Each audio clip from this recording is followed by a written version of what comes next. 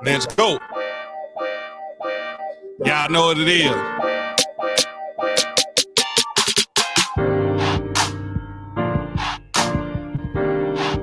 Hit a wreck shop, man.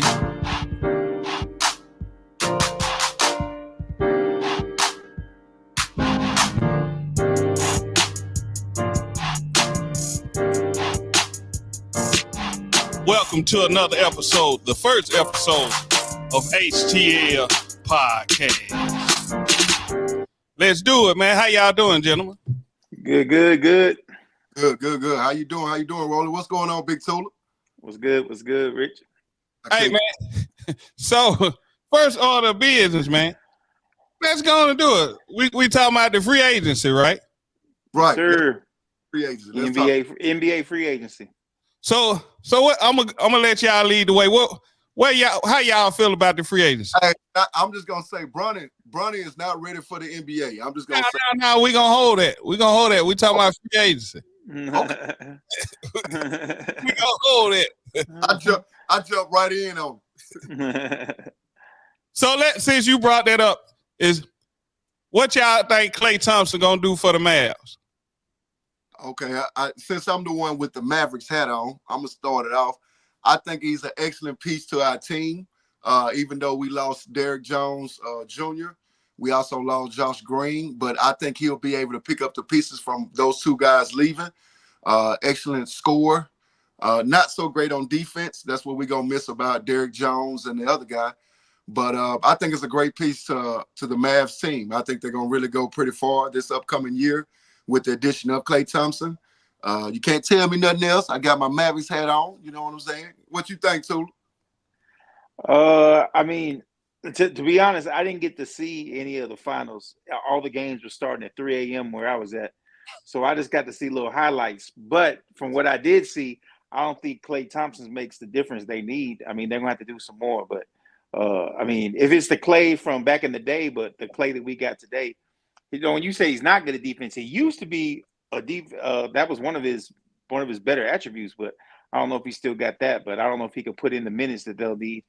But I mean, he is Klay Thompson. He still can shoot. I mean, he definitely could help them spread the floor. And if he has the ball, I mean, if you can't double Kyrie, you can't double Luka, and to have him to have an open shot, that's going to give him. I mean, it's going to work, but I don't know if it's enough. Right. What's your take on it, Roller? This is the thing, man. Here we go, Tula. He always with this. So check this out.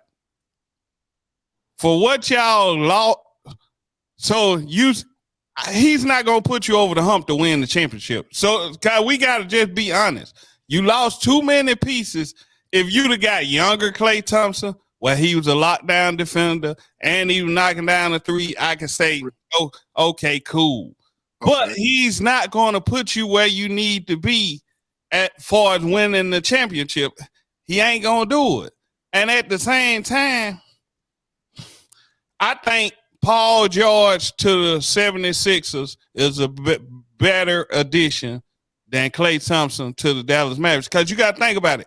Y'all was already in the NBA Finals. The Dallas Mavericks was always in it. They was in the NBA Finals. They lost 4-1. Right. But if you look at the Dallas Mavericks makeup, they still don't have a leader. So that still doesn't answer the questions that needs to be answered as far as your team. So you telling me you don't think Kyrie Irving is a leader or a proven leader? No. Did he where he lead you to in the what did he do in the finals? But who said?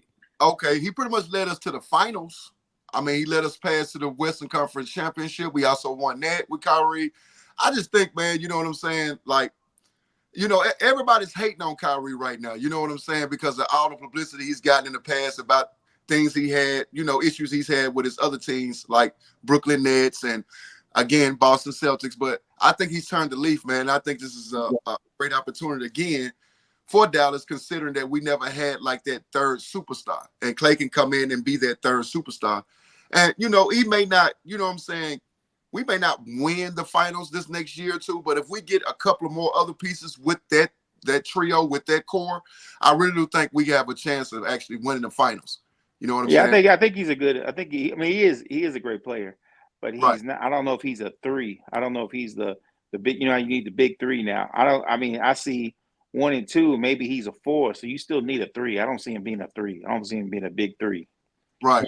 I think he used to be, but that's why he's not. I think that's why he's not in Golden State right now. Is they recognize that as much as he's done for us, that injury, those 2 injuries back to back, and Father Time, who's undefeated, is put him in a position where he needs to be a 4th or 5th and not the 3rd.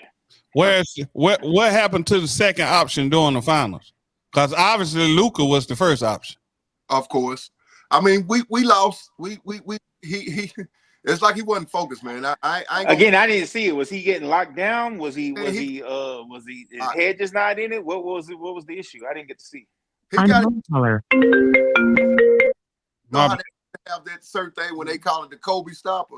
I guess Boston Celtics is the fucking Kyrie stopper because he didn't show up. Maybe out of the what how many games we played? What, 5? He maybe showed up at 1 of them motherfuckers. You know what I'm saying? So, he's still a great player, man. You know what I'm saying? He's still getting used to the Dallas Mavericks. I think this was like his 2nd year. Was it him or was it what Boston was doing? Yeah, I kind of agree.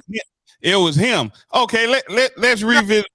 Let's revisit the earlier conversation because we did a mock. We'll say we did a mock episode, and all 3 of us was there. Right. I told y'all that he wasn't gonna win. Then this was around the 2nd round. Hey, Tula, this was the same guy that was talking shit that said Minnesota was going to beat my Dallas Mavericks. No. I was saying I was wanting Minnesota to win. I said we both said we could see it go either way, but we both wanted Minnesota to win. Right. But it wasn't out of the question to see the Mavericks win. We were just feeling like we wanted to see a young Minnesota team win. But when the Mavericks had their number, from what I saw in the highlights and what I read, it sounded a lot like the way that Mavericks Minnesota series went, where like players just like the scheme that the team had against them just was too much for them. They didn't have the answers for it.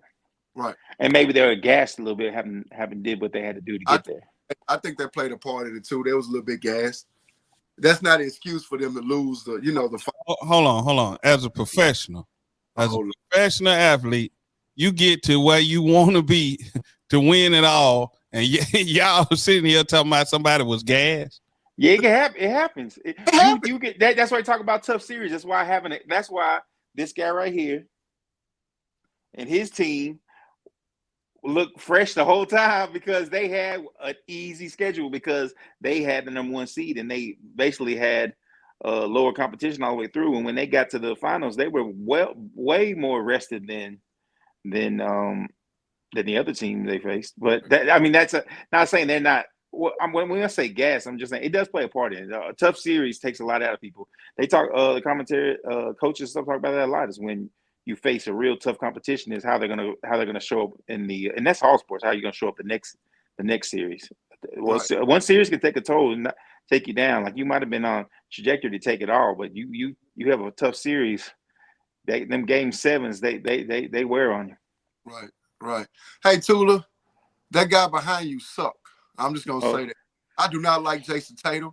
I do not like the Boston Celtics. I bet you know. Speaking of free agency and I guess it's kind of and we're still talking about NBA. This guy just got $314 million for 5 years, the highest. $314 million for 5 years, the highest NBA contract in NBA history. Oh man, I ain't gonna hate on that. I congratulate that. He deserved it. I'm just a Mavs fan. At the end of the day, Jason Tatum is a great player. He's done a lot for the game. He's actually one.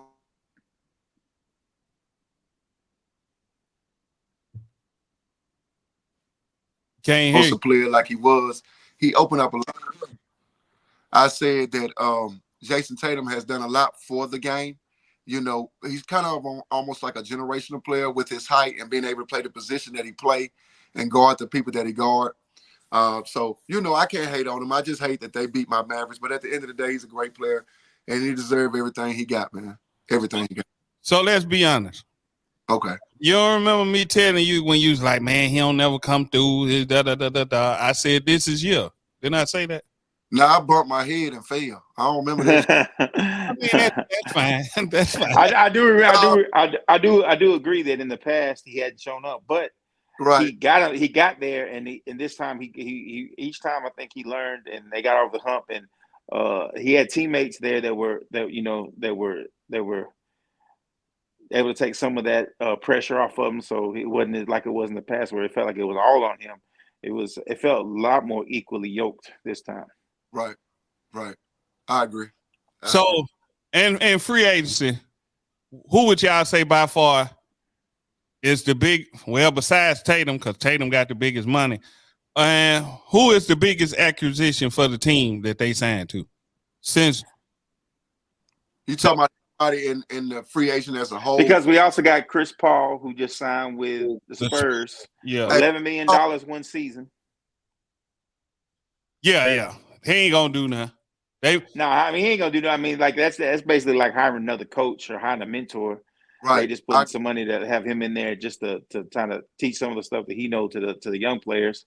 I think Clay's the same way. I think Clay's more or less a gamble. I mean, hopefully it works out for him. I like Clay. I'm a Clay Thompson fan, but I do think like he's gonna bring some knowledge to get to the table. He's gonna bring some experience, but hopefully he can have his game match the other attributes he has. But I would say Paul George to Philadelphia is the big. I mean that to me is the one that's most intriguing. Like what is that going to look like next year? But I would say Clay.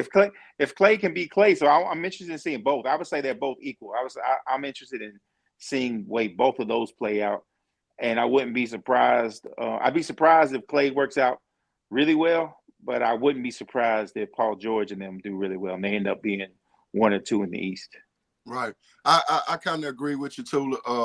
I think Chris Paul is going to be a big attribute to San Antonio as far as on the mentor side, like you said. They drafted I think Stephen Castle from University of Connecticut.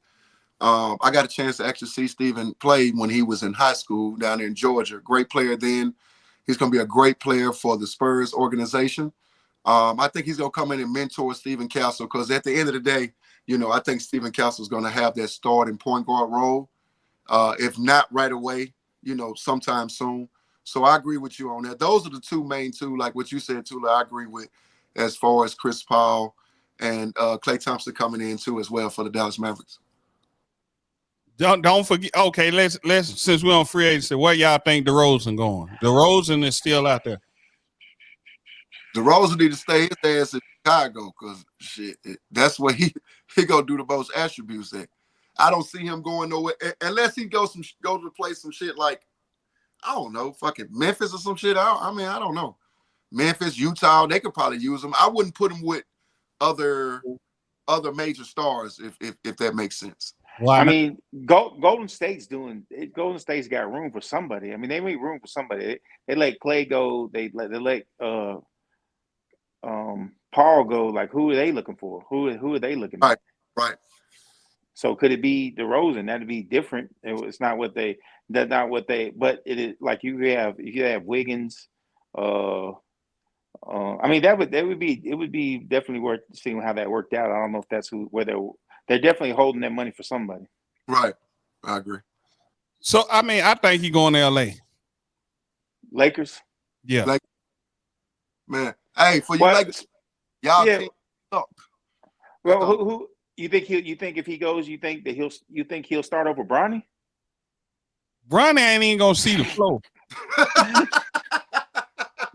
Unless we talking summer league, either summer league or they blowing somebody out by 30. That's the only way you gonna see the floor.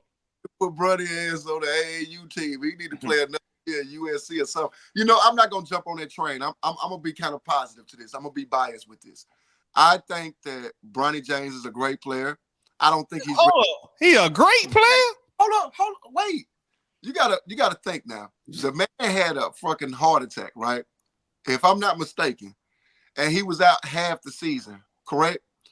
I think with a little bit of work put in, I'm just going to change my answer and just say I think he's going to be a great, solid player once he actually learned the dynamics of the game as far as playing in the NBA. He has all the tools to be a great point guard. I just don't think right now is going to be the right time for him to start or come in or try to compete for that starting position. I think he needs some time either overseas or I think he needs some time in the league. Okay, check this out. This is what people overlooking. Normally when people have a heart condition, they're out for a whole year. Right. Okay. So who is he? Superman, first of all. Okay. No knock against Bronny. No knock against him. And then this is what people don't understand. At USC, he didn't even play point guard. He didn't? You do know that, right? What position he played? What was it, shooting guard? He damn sure wasn't no damn shooting guard. He can't shoot. Shit. Hey, listen, this is what people ain't understanding. At USC, they had him at the 3. Look it up. They had him at the 3. Wow. So this was what I'm saying. He can't beat what's the guy name who went to Utah, who played in Atlanta too. He went to USC. He was him and Boogie Ellis was the point. Him and Boogie Ellis shared time at the point. Bronny, see, to be honest, man, if he wasn't Bron's son, man, we wouldn't even be talking about this. This man, come on, man. Like, I'm going to be honest. I'm going to go on record and say this is the worst draft in the history of the NBA. Yeah, it definitely wasn't a good draft. I didn't even watch it. I didn't even watch the draft because there wasn't anybody I was interested in seeing, which is crazy because we talked about this when we did the mock-up one, is that the women's NCAA was more exciting than the men's. We couldn't even name. We challenged each other to name 5 men in the NCAA tournament that showed out, and we couldn't think of 5. We came up with a couple, and here we go into that draft with those same names, and I didn't even know who they called. Like Bronny James was the only one that, because we knew that he was in it, and we were wondering where he'd go. We thought that he would go to the Lakers. I didn't think that he would get him second round though. That was kind of like I was like, damn, you can get your kid anything they want. Like, I'm gonna get you drafted, bro. But I mean, I'm not hating on him though. I think that's in all businesses, in all the ways of life, you hope that your kid is better than you. You hope to set your kid up for success. You hope that you can get them so they don't have to get it out the mud. If you got it out the mud, you hope that you made it easier for them. And that definitely is the case for this. And I think it's a great story to see a father and son together. As much as I don't like LeBron's game, as far as like him, like when you compare him to who's the greatest, I don't like that conversation. But I do think he's a great player, and I do think that his off the court stuff, he's probably the GOAT at that off the court stuff that he's done. And this is another example of something that he's able to do that he set his whole family up. I just want to ask y'all one question, both of y'all. Does Bronny James deserve it? Deserve it? Yes. I think that LeBron has done enough to have his son considered for a chance to play in the league. He's done enough for the NBA. Now, does his stats say he deserve? No. Did he do something in the combine we're not aware of? Was it like remember? Okay, for example, on social media, you posted the other kid stats that played overseas. Remember? And you were comparing him because he's a lottery pick, and his stats were kind of similar to Bronny. But that kid he was on the shelf. He was just trying to. He had to do the contractual thing, which is you have to do 1 year outside of high school in order to go into the NBA. So he went over there and just posted up and waited. Now, is that what Bronny did? Did they just have? But even in high school, Bronny's stats weren't like that. Have there been other players that have done that? Didn't do good in high school, didn't do good in college, and ended up being. I mean, I could see Bronny being a contributor. I don't know if I see him past 5 seasons though. All right. This is the thing, man. Oh Lord, here we go with this. If he wasn't dude's son, man, like think about this. Caleb Love, y'all know who Caleb Love is, don't you? Oh yeah, of course. Caleb Love was a baller. Okay. how he go back to school in this draft? Caleb Love easily is the number 1 pick. Okay. Let me speak on that. I didn't get to give you. I agree with Tula to a certain extent. I just want to say that I think he deserved a look, but I don't think he should have got drafted. I'm just being real. I think he's going to turn out to be a great player. Great. You said great, right? I'm just don't quote me on that shit, man. Okay, I'm gonna say this. I think he's gonna turn out to be a good, solid player, a good, solid point guard, role player. But he deserves. Yes. Does he deserve to be in the NBA? I don't know. I'm kind of biased with that. I don't know. I think the risk was worth the reward. I think the risk that they took, like, okay, it's a second round pick.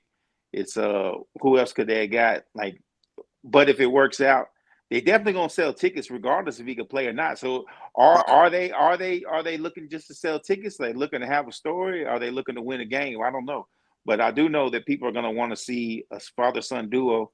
I do think the story will be something that'll drive them throughout the season, something that'll make them worth tuning into, other than just being LeBron. But as far as his athletic ability, I think he is LeBron's son. He does have some athletic ability. We've seen that.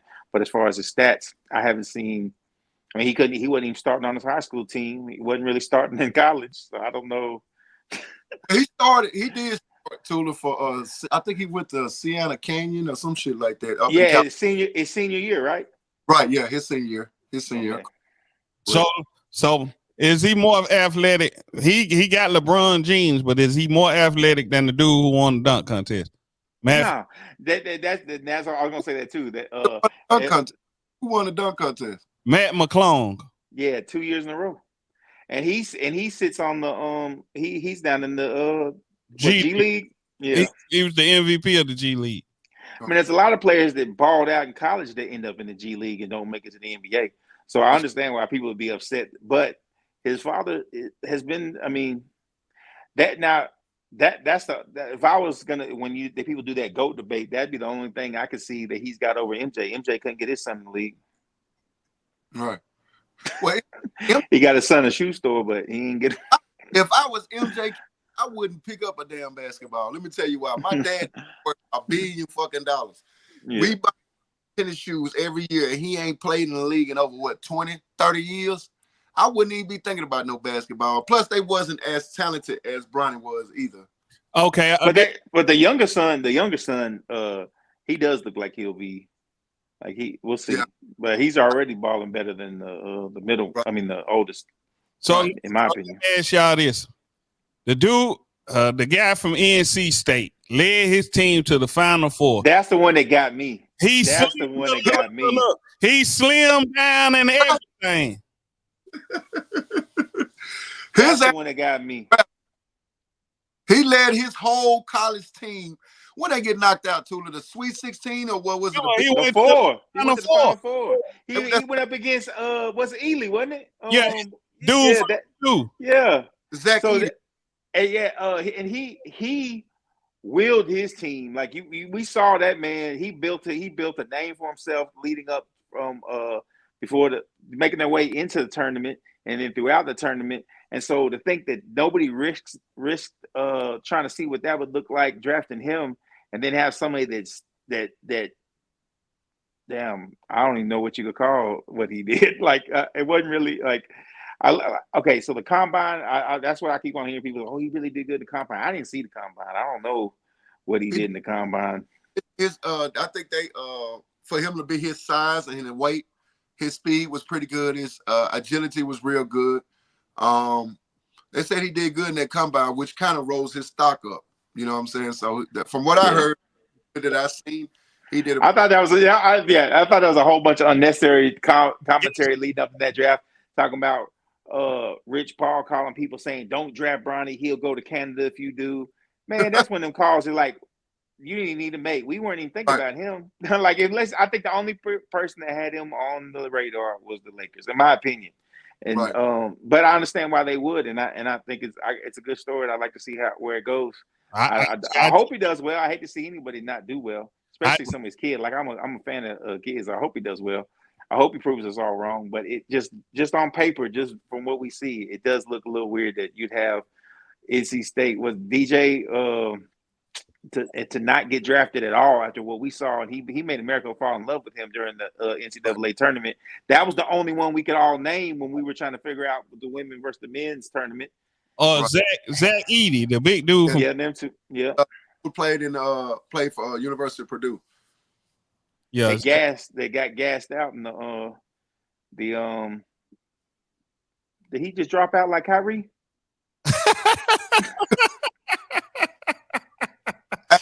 Stop it, man. But anyway, I'm gonna say this: University of Purdue gonna get their ass kicked by Rutgers University. They ain't got nobody. I agree with you. This is we all Rutgers over here. You better know it. This is the thing, man. I'm gonna go on record and say this year's draft gonna be way better than this bull jab we just saw. Yeah, next year. Yeah, next year's draft. There's people already we want to see. Cause I'm gonna be honest, some of the dudes, I wish the dudes who going to college could have got drafted right now. It would have been more entertaining. Too, they said they're more eager. The kids that's coming out next year, they could have been 1-2 like top 10 picks in this year's draft, which is crazy. Yeah. Which is the truth. But next year's draft is gonna be fucking awesome, man. There's a lot of good kids in that draft next year, man, and I'm anticipating to see. My last draft question: How does the guy from Purdue not end up number one? Not be number one? How? But the amount of time a big man can stay on the court, especially him, like he did stay on the court, like he averaged a lot of minutes in the NCAA, but that wear and tear in the body, we don't see them big men last that long. As much mileage he already has on him from those long games that he played there, and we saw him gas out. That's what cost him that series. He was winded at the end. I just think that when it ain't a big man's game anymore, but they do if you do have a good one, I mean it does matter, but I think it's just the gas tank that the big guys got and the endurance, how long they last. Right. I will say this right now, the way the game is transitioning, kind of like what you said too, look, you have a lot of the big men are shooting threes now. You know what I'm saying? You got guys that's like Kevin Durant size, 6'11", 7 foot shooting threes, spacing the court and stuff like that. Like kind of the days back when Shaq played and shit like that. Like the big man was one of the most important players out there on the court at the time. You know what I'm saying? Different eras, a lot of shit changes. A lot of the guys now are more athletic than they was back then. So, you know, just to say this, man, I just think that Zach Edey he's gonna be a great player, but I think in the long run, his game, it's not gonna be really, really effective in the NBA, so to speak, because everything is spaced out. Man, just think about what we saw in the Western Conference Finals when we saw the defensive player of the year a liability on defense. Right. Because there was guys that were more agile than him. So if you put Edey, who's a big guy, and he's going against another guy that's just a banger down low, he's going to beat him. But if you got somebody that's athletic, like you're saying, that's going to spread the court out, then he's going to be a liability, just like we saw Rudy Gobert be in the Western Conference Finals. Barbecue chicken. Yeah. And for the record, Rudy Gobert shouldn't have been a defensive player of the year. How the hell? Wembanyama. Thank you. Mm-hmm. Wembanyama, that's oh my God. Ooh. That boy. So Wembanyama up against Edey, you're gonna see a difference. Like you ain't gonna go down low with him. He won't need to, and so he might get some rebounds if they miss, but you're gonna have to take I'll put somebody else in. He gonna have to cooked. Be more mobile. He gonna have to be more mobile. He gonna be, and he can run. Like that's the thing though. He has a tank on him. Like he but it's the speed at which he runs. He can run a long time. It's just how fast he can run. That's the problem. You gotta think about this. Jokic is showing that you don't have to be that fast. True. Yeah. There's only one Jokic though. I'm not saying he's gonna be Jokic, but I'm saying because even though he's not that fast, his ability to pass, his IQ of the game, so he's faster here than he is with his feet, and that's the reason why he is who he is. because he's already like some of those passes that he makes and some of the his vision that he has that's also not rare. He's like Luka and Kyrie with the passing, but Edie with the size. I'm gonna tell you who he is. Jokic is a 7 foot Zach Randolph. Nah, he's better than that. No, look I at don't know about that. You talking about Zach Randolph that played for the Memphis Grizzlies? look at Zebo game. Now Zebo was The Blazers. Yeah. Fuck no. Yeah, he's good, but I just think that his game is like Zach. He wasn't shooting like that. He don't shoot like No.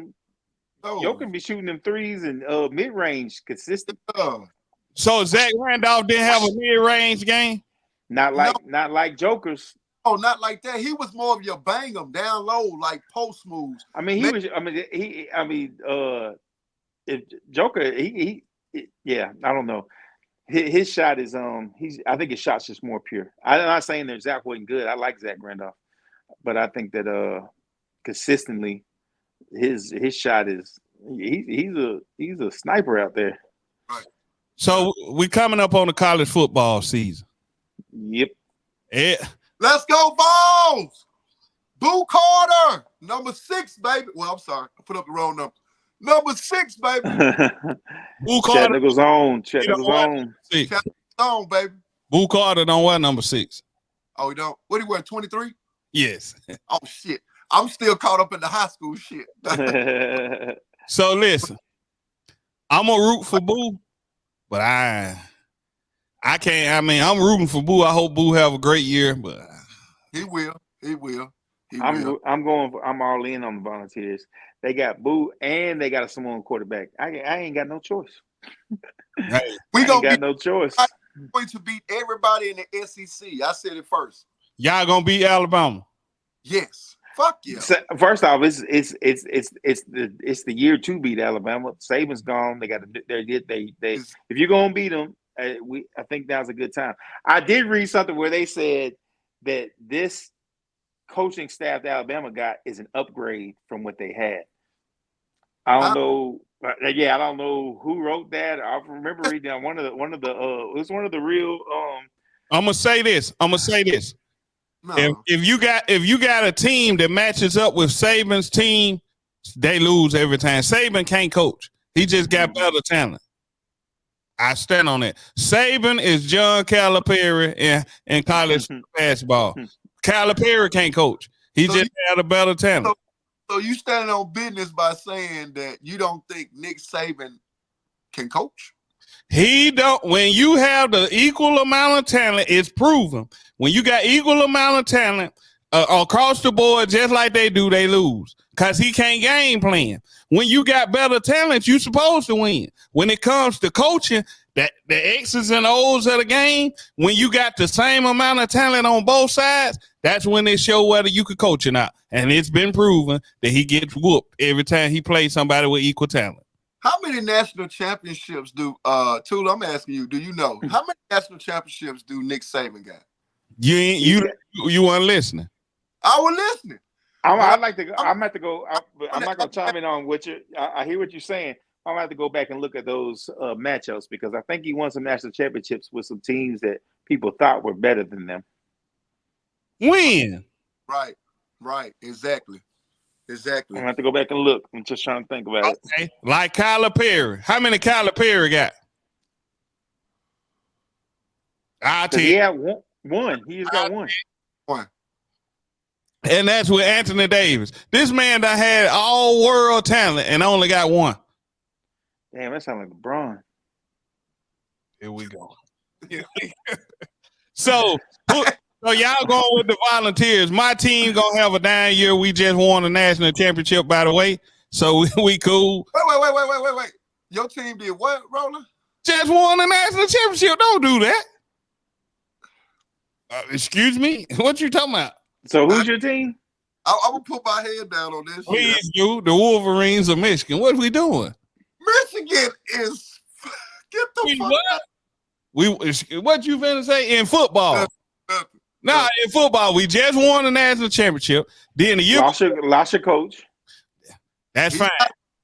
He's out.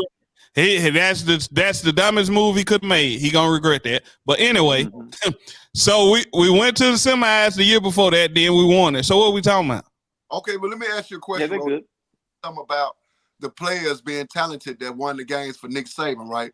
Do you think your team, the Michigan Wolverines, without the coach they just had previously, do you think they're going to be winning any more championships here in the near future? We lost a lot of talent. Harbaugh is an imbecile.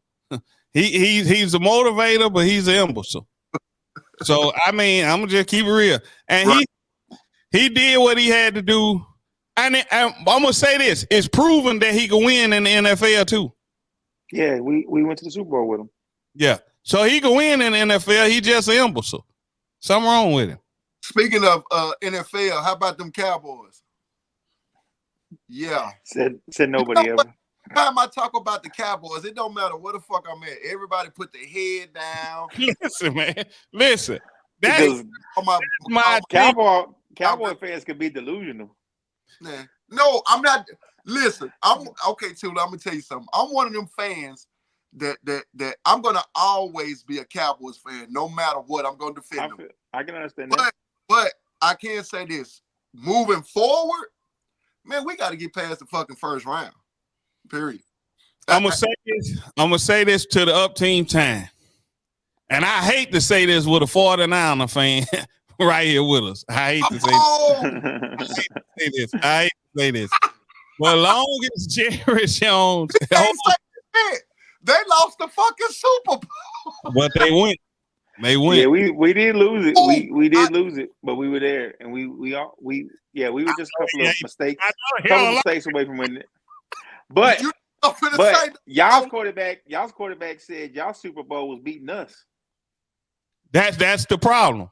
See, look, Jerry Jones. Y'all quarterback said beating us would be enough to call it a good season. That's because he been programmed by Jerry Jones. Look, hey, we need to get to the offseason as quick as possible so I can make this money. Yeah, Jerry. I mean, part of me likes to think like, okay, if I could own the 49ers, like what kind of? But he is the problem. He's a big, huge part of the problem. Just look who he brought back. Like they had to let Elliott go because he's cooked, and then they bring him back like he's gonna be. And then I hear some Cowboys, not y'all. I've heard some Cowboys fans think that he's gonna be the difference. Ezekiel Elliott. That's what I've heard. I've heard something. That's why I say. That's why when you say go Cowboys, why some people lower their head because I hear shit like that. Like he's gonna be the difference. Wait, he gonna come back. He didn't do shit with him when he left, and he ain't do shit when he went to the Patriots. That's true. Hey man, listen. That's true. Running back's window is small. So let's end this with Boosie. What was y'all thoughts on Boosie? I was there. I loved it. I went down there. I wasn't at the little performance and shit, but I went down there, afterwards, probably around by 30, something like that. It was nice, man. Like I say, the little time that I got down there, 12 was police was all over the fucking place. They were there from the beginning. So I'm gonna tell you what they reminded me of. So I pull up. So the doors open, the gate open at 3:30. I say I pull up at 4:00, 4:30 at the latest. All the parking already gone. There was one spot in the front, so I was lucky I was able to get that. But as far as you could see, cars on the side of the road, people walking down the street, vendors set up. Now I hear that Glass Street usually does this on the weekends, but to this, I'm not talking about. There's 20 people in every single yard. 20 people cooking out. I mean, the economic impact that event had on that community Saturday was crazy. I mean, I salute Major Paper and all of them. They not only put on an event, had the man come in, had him perform in the day for the festival, had him perform at night, and they even had an after hour. Some people went to an after hours, and no problems, no issues. A lot of money was spent. A lot of love was shown. Boosie getting up there talking about how much he loved Chattanooga. Man was smiling. He recording videos so he could show Webby Chattanooga. We remind him like he filming for other people so he could show them like Chattanooga was like how much he loved it. He replacing the name Chattanooga with other words in the lyrics. Like it definitely was a good look. All the people out. I mean, I'm seeing egg roll trucks. I'm seeing vendors set up on the side of the road. They have signs sold out because they already sold all the products they had. And it looked like the strut. It reminded me of First Friday on the whole. Yeah, it reminded me of First Friday at the whole note when it looked like a fashion show and a car show. And people like you just walking up to the gate and there's just people randomly twerking around you. You look at like cars, ducked off cars, having parties of their own. Yeah, they were twerking later on in the evening too out there. But like you said, the whole time. But nobody twerked on me. Oh no, not you two. No. Wasn't me. I wish I would have got there early enough so they could have twerked on me. So let me ask you this, Tula. Did you see the dude on the roof across the street? Yeah. That was hilarious. From the middle of the parking lot, if you looked up, he was just sitting there. At first, I didn't think it was real. Like I thought somebody just put something like put a mannequin up there until I saw the mannequin take a drink of water. Then I was like, oh, that's a person. Why was he on the roof? What the fuck was going on? Because he built. Okay, so Major Payne put a lot of money in this, a lot of thought, and a lot of how to make this thing go to where he can have people outside, inside, and really do what Boosie said. Because in the promo, he said, "I'm gonna be outside the parking lot. I'm gonna be on the car." So that they really were trying to make that happen. So they put up fences where you couldn't see from the outside. But the guy lived right across the street in the parking lot, went up on the roof where he could look down and see. I even saw people walking up that were like leaning up against the fence, looking through the crack, like trying to find a crack in the fence to look through. That's just how lit it was. That people even if they weren't in there, they were trying to see what they could see. Right. You could definitely hear it though. You could hear it outside of it.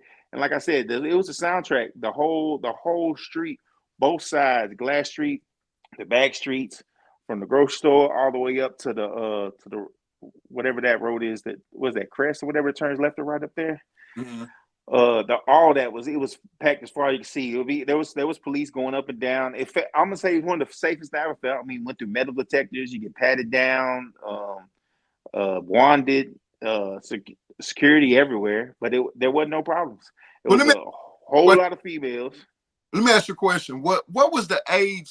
Because I kept hearing people kept saying stuff about the age difference changing and shit. It went from 25 for the women. So I think originally he had it as males 30 and up, females 25 and up, and I think it ended up being males 25 and up, women 21 and up.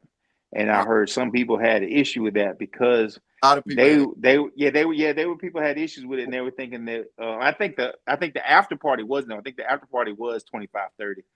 And I think people had issue with it because they were thinking that things wouldn't go smooth like they did. But I mean, all the people they had, Bigfoot, all of them, everybody, they really were.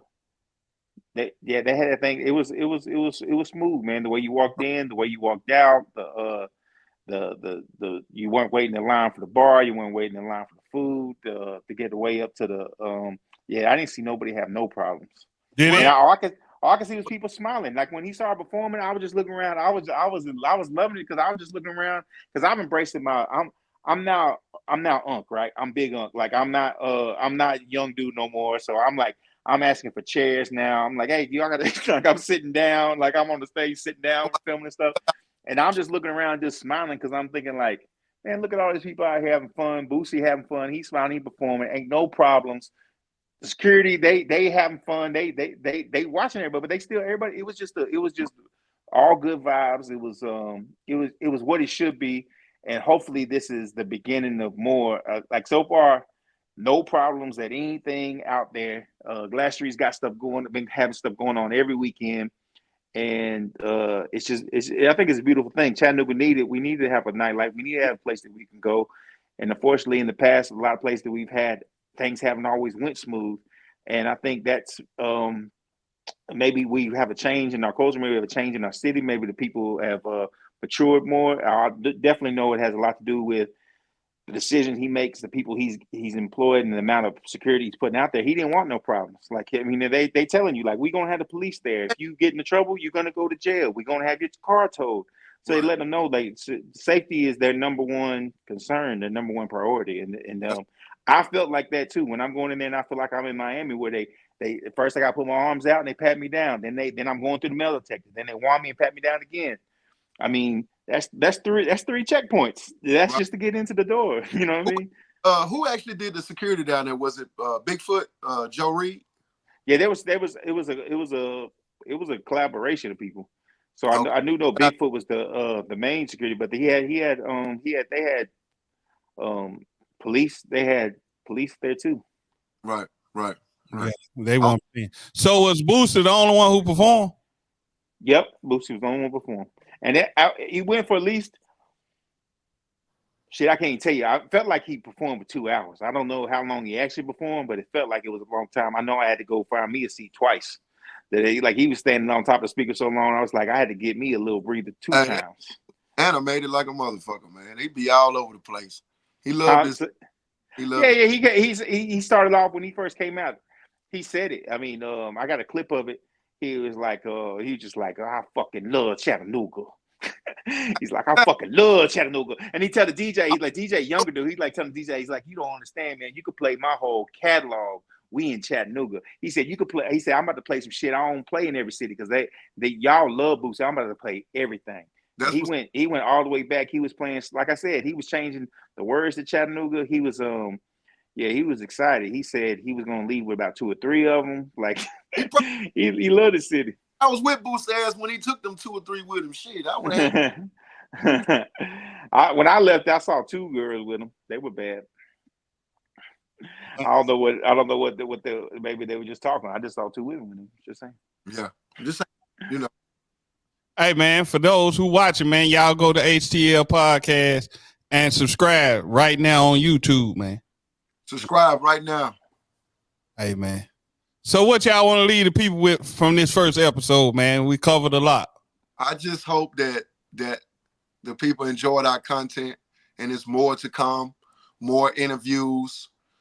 We just getting started. We just playing around. We just 3 guys that like to talk and cut up with each other, talk about sports, give each other an elbow a little bit about some of the teams and stuff that we like. But I think it's a good conversation to be had, and we hope y'all join in, comment, argue with us back. We'll argue in the comments with you. Don't argue with me.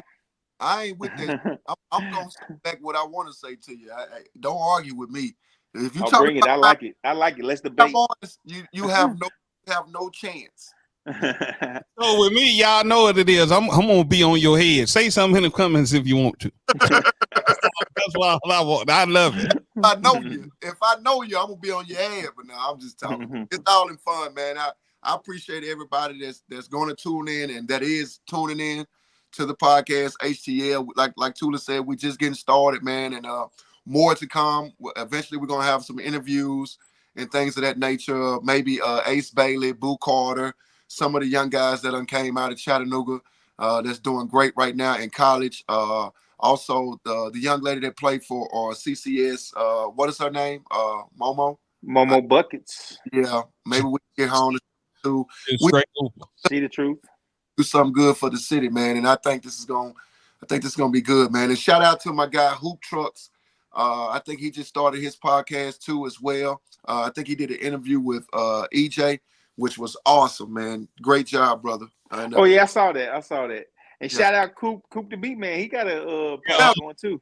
I'm motivated. Ain't you? Yeah, the homie. And I saw he had Caramel Kitty, who got a new single on the station. I heard. I think they got something called Street Flavor, if I'm not mistaken. Yeah, got some talent out here too. We got Chattanooga's got a lot of talent. Look, last night BET Awards, Lifetime Achievement Award, Chattanooga's own. Usher Raymond. Yeah. You got Samuel L. Jackson, Chattanooga's own, highest grossing actor in Hollywood history. And then you got athletes like you saying. We got 4 or 5 people in the NFL. We got people in the NBA. We got people We got a Olympic weightlifter right now, the women's weightlifter. She has so many world records. Like we got so much talent in Chattanooga, and that's what we hope to do with the show is help bring some people's attention to them that might not have heard of them, and just try to do our job, making sure that we highlight some of the local talent in this city and in all areas, whether it's business, whether it's music, whether it's sports. That's Right. what if it's a hot topic, we're gonna get it on here. Absolutely.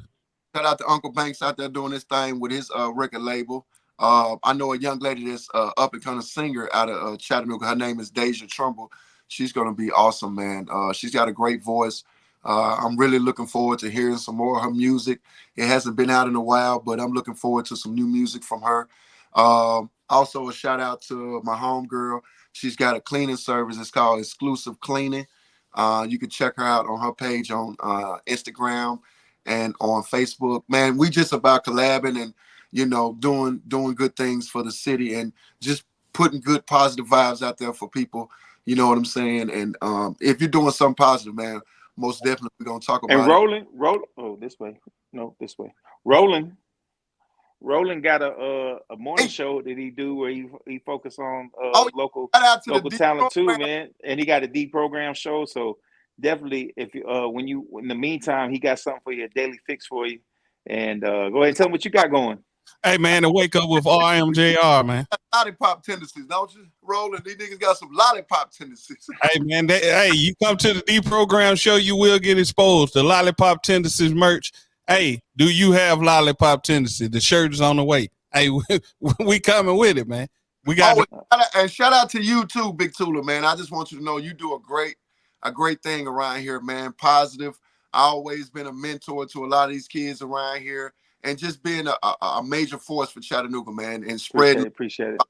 Man, I really appreciate that, and the things I appreciate it. Thank you. Hey, man. Thank you. And with that being said, man, this is the first episode of HTL Podcast. Y'all know we ain't gonna keep y'all waiting too long, but we're gonna be on y'all head. And like that, we gone.